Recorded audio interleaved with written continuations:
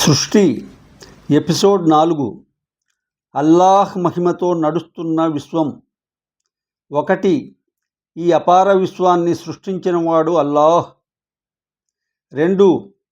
కోట్లాది గెలాక్సీలను తన ఆజ్ఞతో నిలబెట్టినవాడు అల్లాహ్. 3. వాటిలో ఒక చిన్న గెలాక్సీ మిల్కీ వే. దానిని తెలుగులో ఈ పేర్లతో పిలుస్తారు: 1 ఆకాశగంగా, 2 పాలపుంత, 3 క్షీరపదం. అది కూడా అల్లాహ్ సృష్టి. 4 ఆ గెలాక్సీలోని సూర్యుడు అల్లాహ్ నిర్ణయించిన స్థలంలో వెలుగుతున్నాడు. 5 భూమిని సూర్యుని చుట్టూ తిప్పుతున్నాడు అల్లాహ్. 6 చంద్రుడిని భూమి చుట్టూ క్రమంగా తిప్పుతున్నాడు అల్లాహ్. 7 రాత్రి పగలు మార్పులను కలిగిస్తున్నాడు అల్లాహ్. 8 ఋతువులను సరిగా మార్చుతున్నాడు అల్లాహ్. 9 సముద్రానికి హద్దు పెట్టినవాడు అల్లాహ్.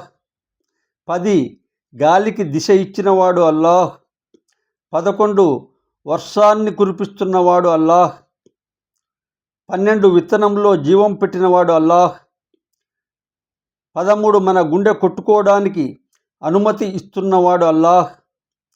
14 మన శ్వాస కొనసాగడానికి శక్తి ఇస్తున్నవాడు అల్లాహ్.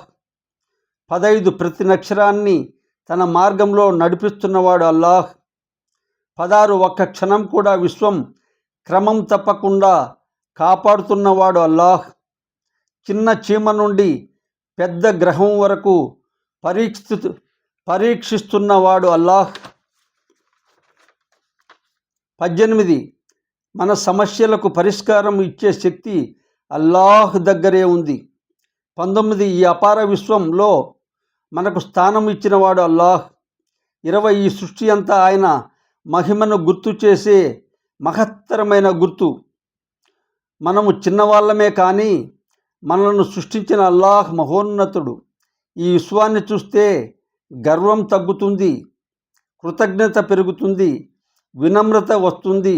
ఈ విశ్వాన్ని చూసి ఆశ్చర్యపోండి, అల్లాహ్ మహిమను గుర్తించండి, సర్వ మానవుల మేలు కోసం ప్రార్థించండి.